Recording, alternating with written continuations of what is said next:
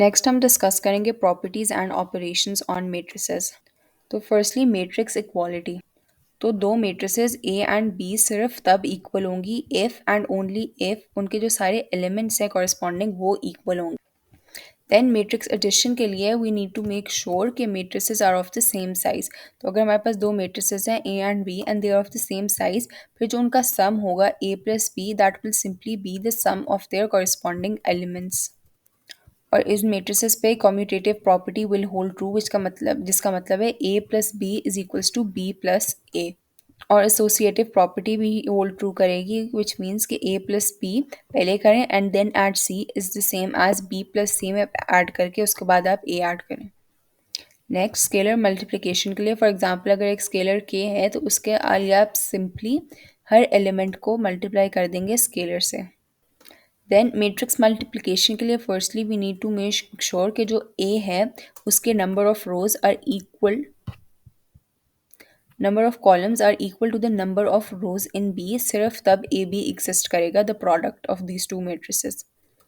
तो फिर matrix multiplication के लिए हम वन बाय वन ए की रो का एलिमेंट मल्टीप्लाई करेंगे बी के कॉलम के एलिमेंट से, तो row will be multiplied by the corresponding column of the other matrix.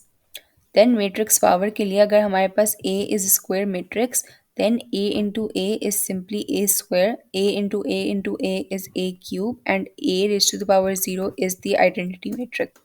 Next matrix multiplication is non commutative which means के A B is not equals to B A. Next as we discussed A का transpose which is denoted by this sign is simply सारी जो रोज हैं उनको columns में convert कर देते हैं। नेक्स्ट मैट्रिक्स एडिशन के लिए एज वी सॉ कि the associative property holds true. फिर हमारे पास है नल मैट्रिक्सेस की प्रॉपर्टीज। सबसे पहले हमारे पास है कि किसी भी मैट्रिक्स में नल मैट्रिक्स ऐड करेंगे so it is the same as null matrix में वो मैट्रिक्स ऐड करें।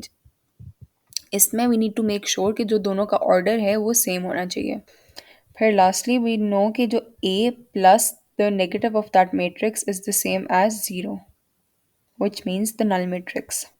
नेक्स्ट हम देखेंगे मल्टीप्लिकेशन बाय जीरो मैट्रिक्स।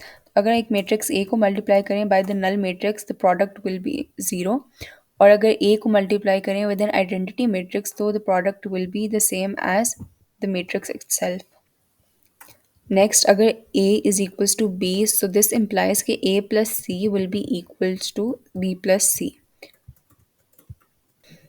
फिर कुछ और प्रॉपर्टीज़ हैं। फॉर एग्जांपल अगर हमने एक मैट्रिक्स a मल्टीप्लाई करनी है by the sum of two matrices which are b plus C, तो अगर हम उनको इंडिविजुअली मल्टीप्लाई करके ईच मैट्रिक्स को विद a और फिर उनका सम निकालें तो that will give us the same answer. फिर अगर हमने दो मैट्रिसेस के सम की स्केलर मल्टीप्लिकेशन करनी है तो अगर हम इंडिविजुअली भी स्केलर से मल्टीप्लाई करके मैट्रिसेस को उनका सम निकालें तो हमारे पास सेम आंसर आएगा।